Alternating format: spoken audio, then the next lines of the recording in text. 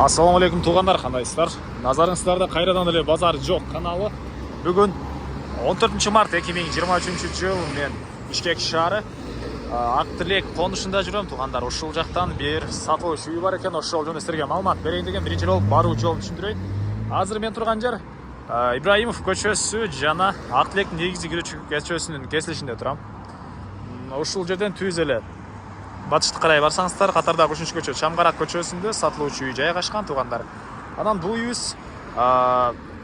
Дордой базарына деле жакын болуп калат. Жана түз эле чыксаңыздар, Гоин, Сумга деле бат эле барып кала аласыздар тугандар. Мына ушундай. Анда эмесе мен сатылуучу үйгө карай жол алдым. Сиздер лайктан басып өз оюңуздарды комментарийге жазып туруңуздар. Мынакей тугандар, бул Чамгарак көчөсү, Советский көчөсүнөн катардагы батыш тараптагы 3 көчө болуп калат.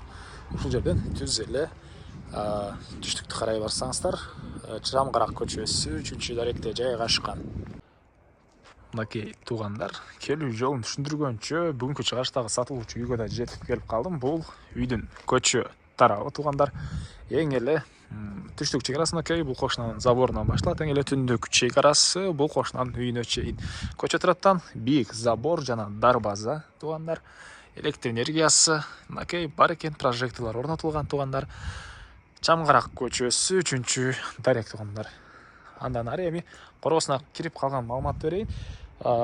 Жеринин аянты Кызыл Киттебинде 5 соток, фактически 9 сотоктай бар экен тугандар. Азыр видеонун жүрүшүндө өзүңүздөр да күзөтүп байкайсыздар. Бул мынакей коросу. Бул жакта узун турасы 12ге 8 болгон үйүбүз жана бул жакта времянкалар катарынан түшкөн. Так, азыркы учурда бул үй ээси швейный цех катары бул үйдү арендага беришкен. Арендаторлор швейный цех иштетишет экен тугандар. Негизинен швейный цех иштетем деген тугандар болсо сиздер үчүн жакшы вариант. Чыгыш табаны көрүп турасыздар, мынакей жер жемшигине бир аз жер жана бактар. Оң тарафта деле мынакей ушундай бош жер. Анан бул жерде бир чоң бөлмө бар экен. Азыркы учурда закройный катары колдонушат швейный цехтин эмеси. Мынакей. Андан ары документтер боюнча айтсак, Кызыл Китеп, техпаспорттор бар тугандар. Андан ары тугандар, азыркы учурда бул жакта тигүү машинелер жана кыздар иштеп аткан болчу. Ошого бул үйдүн ички тарабын көргөзө алган жок. Негизинен прихожкадан сырткары 4 бөлмөдөн турат. Мынакей. Бул жакта. Анан бул жакта төрүндө закройный, кийин катарынан 4 квартирант үчүн салынган бөлмөлөр. Андан кийин андан ары мынакей бул жакта склад, синий бал, дагы бир склад жана үйдүн эң эле чыгыш чек арасы тугандар. Мынакей могу тал теректердин ары жагына чейин болуп калат. Окей. Узун турасы 12ге 8 болгон үй, 4 квартирант өзүнө киргизе алган бөлмөлөр, закройный, складтар мынакей мына ушундай. Жана үйдүн тышкы тарабындагы ажаткана эң эле мынакей төрүндө жайгашкан тугандар. Так, дагы эмне маалымат? Эгер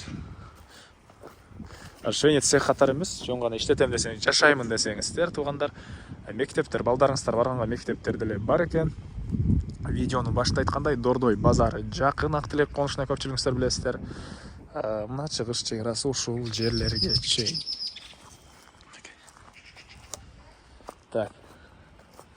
Дагы эмне маалымат тугандар? Негизинен бул чыгыш төрү деле бош. Дагы бир хозпастор салсаңыздар деле кенен болгудай тугандар. Басы бул үйдүн $44,000 сурап атыптыр үй ээлери.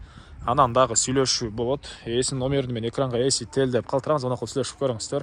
Сүйлөшүү болот. Анан достор менен, группалар менен бул видеону сиздер бөлүшсөңүздөр, мага бул үй ээсине жана кимде бир ошол сыяктуу издеп жүргөн болсо, ошол адамга чоң жардам берген болосуздар.